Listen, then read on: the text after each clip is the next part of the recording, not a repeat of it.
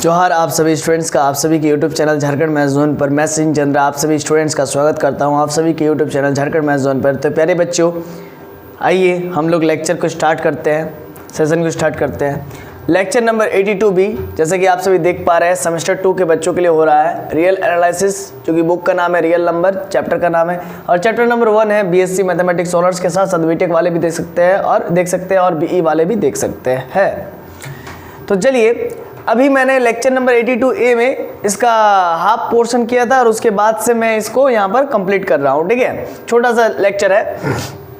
देखिए, सबसे पहले वहाँ पर मैंने क्या माना था, लेट किया था एप्सिलॉन 1 को मिनिमम ऑफ दिस। तो P माइनस P1 का मॉडुलस, P माइनस P2 का मॉडुलस, P माइनस P3 का मॉडुलस, P माइनस Pn का मॉडुलस में से जो सबसे छोटा वैल्यू होगा उसी को हम लोग एप्सिलॉन 1 मान रहे हैं।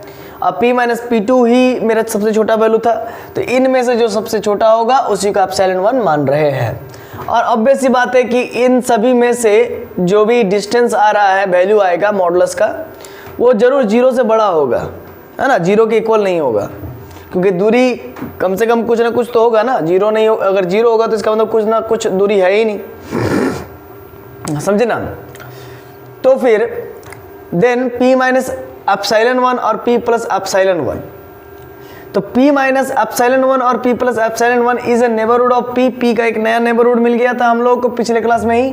P माइनस एप्सिलॉन 1 से लेकर के P plus epsilon 1 open interval which contains no point of S, और हमने देखा था पिछले ही क्लास में कि इस open interval P minus epsilon से लेकर के P प्लस एप्सिलॉन, जो कि P का एक नया नेबरहुड है, उसमें सेट S का कोई भी, है ना, which contains no points of set S, जिसमें इस ओपन इंटरवल में सेट S का, जो कि नेबरहुड है P का, नया नेबरहुड है P का, उसमें सेट S का कोई पॉइंट है ही नहीं, है ना, अदर देन P के अलावा इसमें P का नेबरहुड है, तो चूंकि P तो रहेगा ही रहेगा, तो P के अलावा इसमें सेट S का कोई नंबर या मेंबर नहीं है ना, देन P, एंड सो इसी वजह से P is not a limit point of set S, इसी वजह से P जो है कि लिमिट पॉइंट नहीं है सेट S का।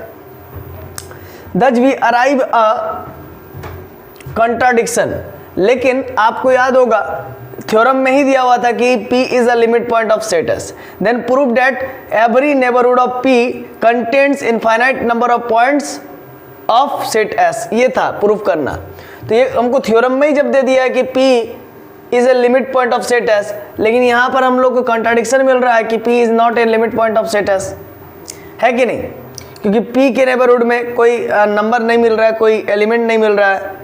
P के नए नेबरहुड में सेट S का कोई नंबर या एलिमेंट नहीं मिल रहा है, इसीलिए यहाँ पर P not a limit point of set S हो रहा है। तो ये एक प्रकार का कंट्राडिक्शन है, एक प्रकार का विरोधाभास है। ठीक है, ऐसा नहीं होना चाहिए था। Thus we arrive a, इसीलिए हम लोग को एक कंट्राडिक्शन मिल रहा है यहाँ पर।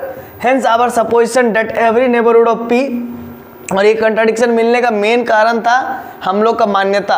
हम लोग जो सपोज किए थे, एजम्पशन किए थे, क्या एजम्पशन किए थे भाई, तो hence our supposition that every neighbourhood of P contains only finite number of points of set S is wrong. मतलब हमने ये मान लिया था कि P के नेबरहुड में finite numbers of set S का कंटेन होगा, मतलब मिलेगा, जबकि ये हमारा मान्यता गलत था। इसी वजह से हम लोग को यहाँ पर एक कंट्राडिक्शन मिल गया। इसका मतलब जो हमने माना था कि P के प्रत्येक नेबरहुड में सेट S का finite number P1, P2, P3, है ना, Pn तक जो फाइनाइट नंबर्स मिल रहा था P के नेबरहुड में सेट S का, तो ये हमारा मान्यता गलत था। इसी वजह से यहाँ पर कंट्राडिक्शन मिला। इसका मतलब फाइनाइट नंबर नहीं मिलेगा, तो फाइनाइट नहीं मिलेगा तो क्या होगा, उसको उल्टा क्या होता है, इनफाइनाइट। तो P के नेबरहुड में कंटेन्स करेगा only finite number of points of set S, ये हमारा मान्यता गलत था, is wrong. Hence every neighbourhood of P, है ना, इसी वजह से प्रत्येक नेबरहुड ऑफ P का must contain an infinite number of points of S। इसका मतलब P के प्रत्येक neighbourhood, every neighbourhood of P must contain an infinite number of points of S। इसका मतलब P के प्रत्येक नेबरहुड में, है ना, P के प्रत्येक नेबरहुड में सेट S का इनफाइनाइट पॉइंट्स जरूर कंटेंट्स करेगा।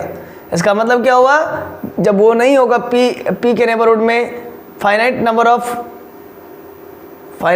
ऑफ पी के नेबरहुड में सेट एस का फाइनाइट नंबर ऑफ मेंबर्स जब एग्जिस्ट नहीं करेगा तो उसका उल्टा क्या होगा, क्योंकि कंट्राडिक्शन मिल गया इसीलिए वो नहीं होगा।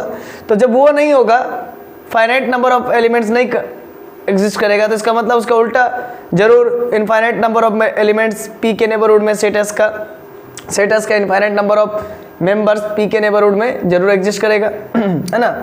तो hence every neighbourhood of P, तो इसी वजह से पी के प्रत्येक नेबरहुड में must contain an infinite number of points of S। इसका मतलब P के प्रत्येक नेबरहुड में सेट S का इनफाइनाइट नंबर ऑफ मेंबर्स जरूर एग्जिस्ट करेगा P के नेबरहुड में, है ना, अगर P लिमिट पॉइंट है सेट S का। तो देखिए यही प्रूफ करना था, तो ये हमने प्रूफ कर दिया।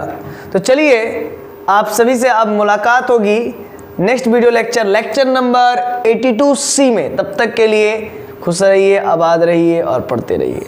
जोहार। आप सभी का बहुत बहुत धन्यवाद, आपने हमारे वीडियो लेक्चर को इतना देर तक देखा। चलिए मिलते हैं नेक्स्ट वीडियो लेक्चर में, लेक्चर नंबर 82C में। तब तक के लिए खुश रहिए।